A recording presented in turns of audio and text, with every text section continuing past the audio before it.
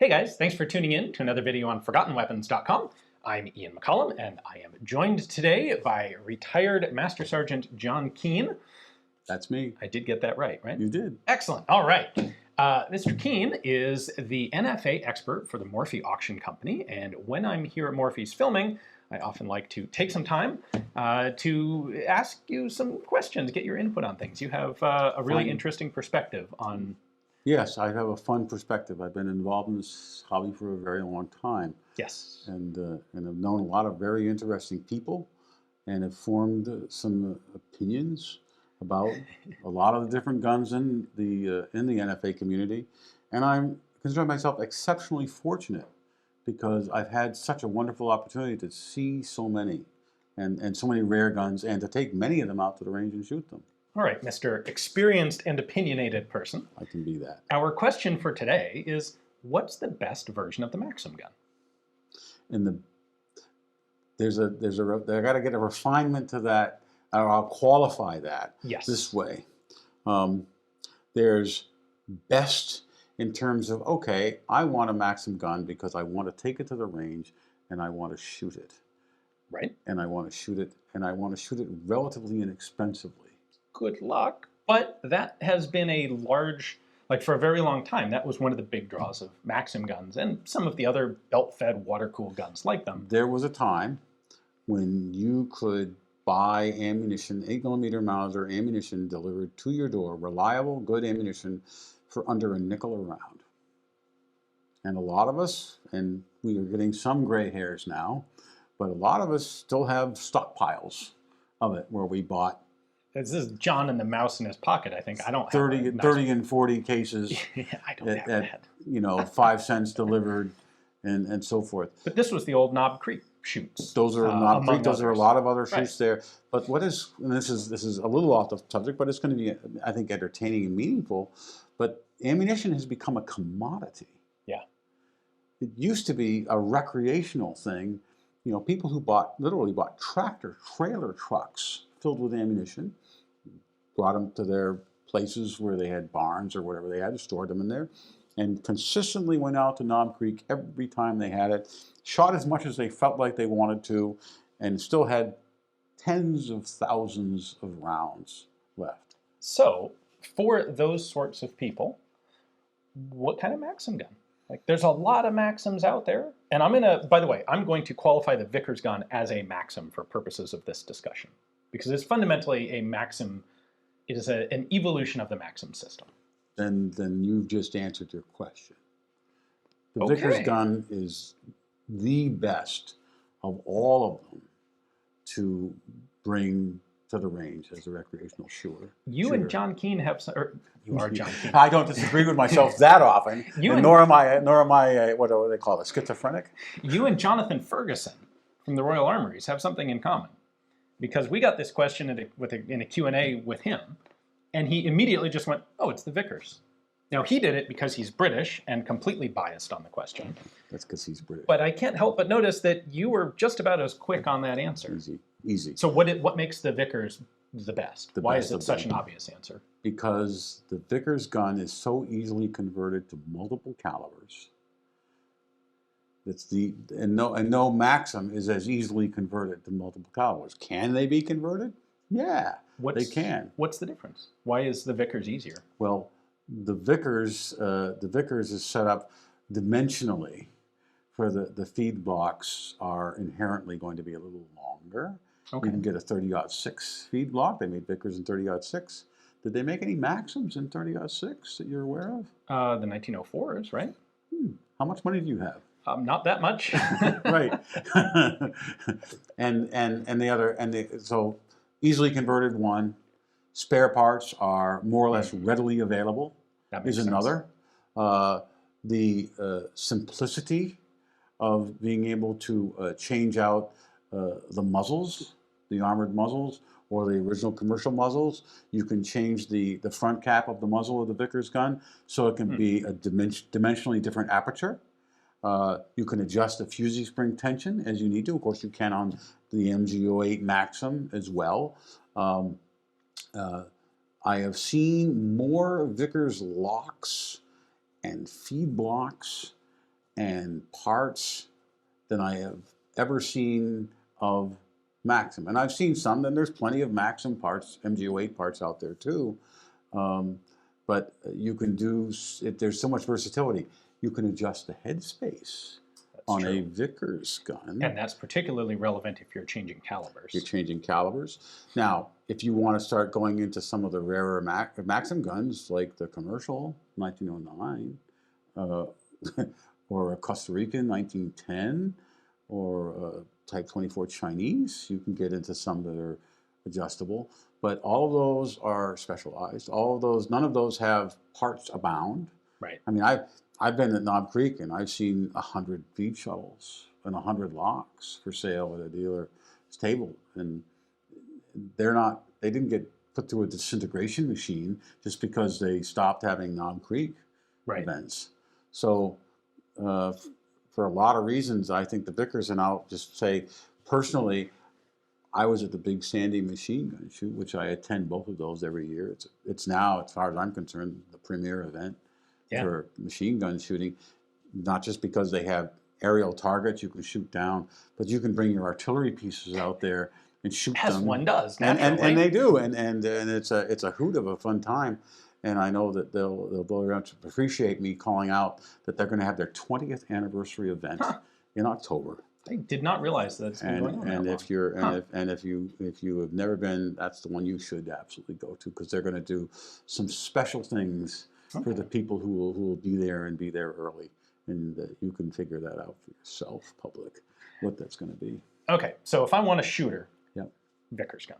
Yeah. What if I want a Maxim gun because of its historic significance? What's my best Maxim? It depends on what historic significance you want. A 1904 U.S. Maxim is a pretty special piece. See, I would say the 1904 is a very rare piece, but had almost no actual real historical impact. They were it's American. Really, yeah, it's ours, but it wasn't really used in service. No, I wasn't thinking of it in the context of military historical, but the 1904 was made both by Vickers and here in the U.S. by Colt. That makes it interesting, and I've looked at those, and there's very real and noticeable manufacturing differences on both sides. So from a developmental historical standpoint, I think it has something to recommend it. But I wasn't going to say that that is the model I would pick. Okay. I think that if I was going to pick an historical Maxim gun, I think you have to take a real good look at the MG08 or the MG08-15 for something like that. Okay. Because it was so widespread in its use, and it had such a tremendous impact that there's a historical significance. It's in the eye of the beholder. Yeah, obviously. That's really where it is. What parts of history are more interesting to you is going to have an impact on the answer to this question. I mean, there's the person who likes to go to Costa Rica periodically for fun and recreation, and he'll want a 1910 Costa Rican Maxim, and that has some things to recommend it. It's going to be very well made. It's going to be in 7mm, and you can interchange parts into that. Like the barrels are going to be the same as for the MG08s. You can change those over. You're going to have a little difficulty getting the spare locks because the locks are of a shorter profile. But you might really like Costa Rica, and you like the idea of having a really fine made gun. If you want a really superbly made and fitted gun, take a look at the Swiss MG11. There's no more attractive looking gun, no more well made to tolerance Maxim out there, but there aren't very many of them. But I guess I have to say that the German MG08 is probably a wonderful historical gun. You could make an argument that the 1910 Russian, as captured by the Germans and converted to 8mm, comprises both the early Imperial Russian period of time, as well as being used by both the Russians and the Germans during World War I. Going to say, in terms of like substantive use in combat, the two that really stand out to me as the most significant would be the MG08, World War I, Germany, and the 1910. Agreed. Still in use which today. Yeah, in indeed. droves. And I think there's an interesting thing there where a lot of people in the United States particularly don't recognize, like, have a dimmer view of the Soviet Union's participation in World War II. Like, that's just less apparent, less present in people's memory than let me tell you the something. Western Front in World War One. They did a lot to save the West. They took the huge casualties and they took the edge off the German military machine in a way that nobody else did. You might argue that us bombing them into submission had a lot to do with our victory. Certainly being masters of the air did a lot for us. But the Russians took the huge casualties, and they made a lot of guns, and that said, Germany was spent in Russia. It's a harder gun to get because not a lot of Maxims have come out of Russia. We never romped through that country and looted them like we did the Germans. We have so many MG08s after World War I. Well, now, a lot of them come back to the United States and then get scrapped because there's so many that nobody wants them. Yeah, that's right. But several thousand into the Atlantic Ocean. But correct me if I'm wrong, the MG08 today in the U.S. is significantly more accessible and available than a Russian 1910. Absolutely. In fact, in all the years I've been working with the auction companies and consulting and collecting, it's only a handful of genuine, original Maxim 1910s. And then you're going to go on to say, well, you're probably going to ask me at some point, I anticipate, if you had your pick of any of them, if there's only 1 or 2 or 5 or 12, which one would you pick? If you could say, John, you get to pick out one. That is an excellent question. And you're going to pick one out. And I am an historical machine gun enthusiast as well as a shooter. Which one would it be? It's a toss-up between two, and I think I'm going to come down on this one. There is an original brass, British, Enfield-produced Maxim out there. And it is the only one that I'm aware of. And it's exceptionally well made, and it's British, and I think that one might be the one. Man, I had an answer, but it sounds really lame and pedestrian compared to that. My now kind of sad-sounding answer was going to be a Finnish World War II rebuild, like a Finnish captured or Finnish manufactured tractor cap. And that speaks to what personally speaks to you, which is really the right answer for all of you out there. I can talk to you about the different Maxim guns out there available, and I touched on a bunch of them here. If I was going to say an alternative one, I would say one of the early 1894 German Navy ones, or an 1905 Russian one. They're really cool guns, and you've done a couple of videos on a couple of those, and you were pretty impressed with them when you. Oh yeah, they're extremely cool guns. Yeah. And the other thing I'll say is that the wonderful thing about them is you can take the MG08 parts and put them into the guns, other guns and other models. And of course the Germans did convert guns from 7.62 Russian to 8mm, and then they went the other way. The Russians took German guns and converted them the other way too. So there's a great amount of history in the Maxims, and there's a great variety of different ones you can get. And it's candidly, I think it's one of those guns that is overlooked by the larger part of the NFA collecting community, and it's because they don't have any experience with them. Yeah. Everybody who's into Maxim guns is all gray-haired, and I'm going to say this, and I may offend a few people. It's like, if you want to really be somebody who's enjoying the NFA hobby to the fullest, you should spend the time to research, take and shoot, and learn how to run a Maxim or a Vickers gun. They are a lot of fun.